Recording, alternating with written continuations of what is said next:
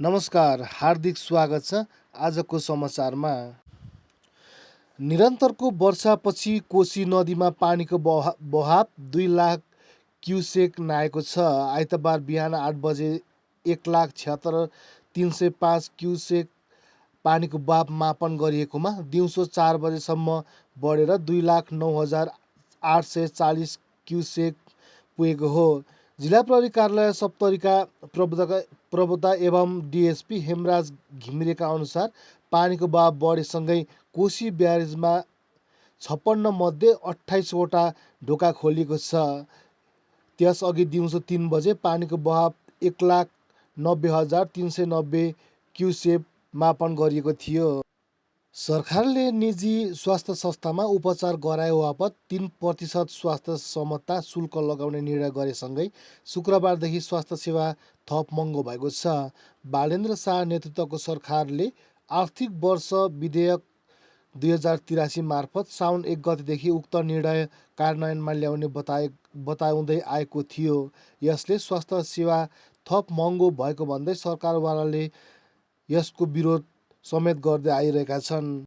चितवनमा आयोजित रासपाको पहिलो महाधिवेशनका बेला प्रधानमन्त्री बालेन्द्र शाह बसेको लटौली सेन्चुरी रिसोर्टका सञ्चालक र उच्च तहका कर्मचारी बीच सूचना चुहाएको विषयमा विवाद भएको छ। यही विवादका कारण 4 कर्मचारी हटाइएका छन्।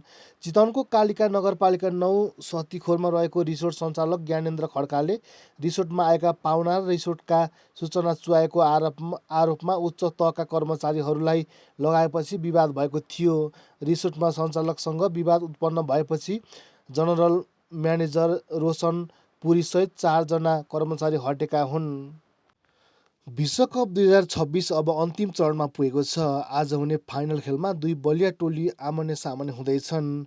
फिफा विश्वकप 2026 फाइनलमा स्पेन राष्ट्रिय फुटबल टोली विरुद्ध अर्जेन्टिना राष्ट्रिय फुटबल टोली। तेस्रो स्थानका लागि भएको खेलमा इङ्ल्यान्ड राष्ट्रिय फुटबल टोलीले फ्रान्स राष्ट्रिय फुटबल टोलीलाई 6-4 गोलको पराजित गर्दै तेस्रो स्थान हासिल गरेको छ।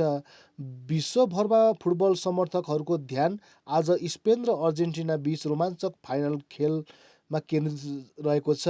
अर्जेन्टिना लगातार दोस्रो विश्वकप उपाधि जित्ने लक्ष्यमा छ भने स्पेन आफ्नो दोस्रो विश्वकप उपाधिका लागि मैदान उत्रिँदैछ। यस खेलमा अनुभवी स्टार लियोन मेसी र युवा प्रतिभा लामाइन यामाल बीचको विशेष प्रतिस्पर्धाको रूपमा पनि हेरिएको छ। आज फाइनल खेलले विश्व फुटबल नयाँ च्याम्पियन पाउने र अर्जेन्टिनाले आफ्नो अनुभव कायम राख्ने भन्ने प्रश्न जवाब दिनेछ। हस् त आजलाई हामी बिदा माग्छौँ। हामीलाई लाइक एन्ड सब्सक्राइब गरिदिन नभुल्नुहोला। पाथिभरा मिडिया प्रणाली कस्तो लाग्छ यहाँले कमेन्ट पनि गर्न सक्नुहुनेछ। नमस्कार।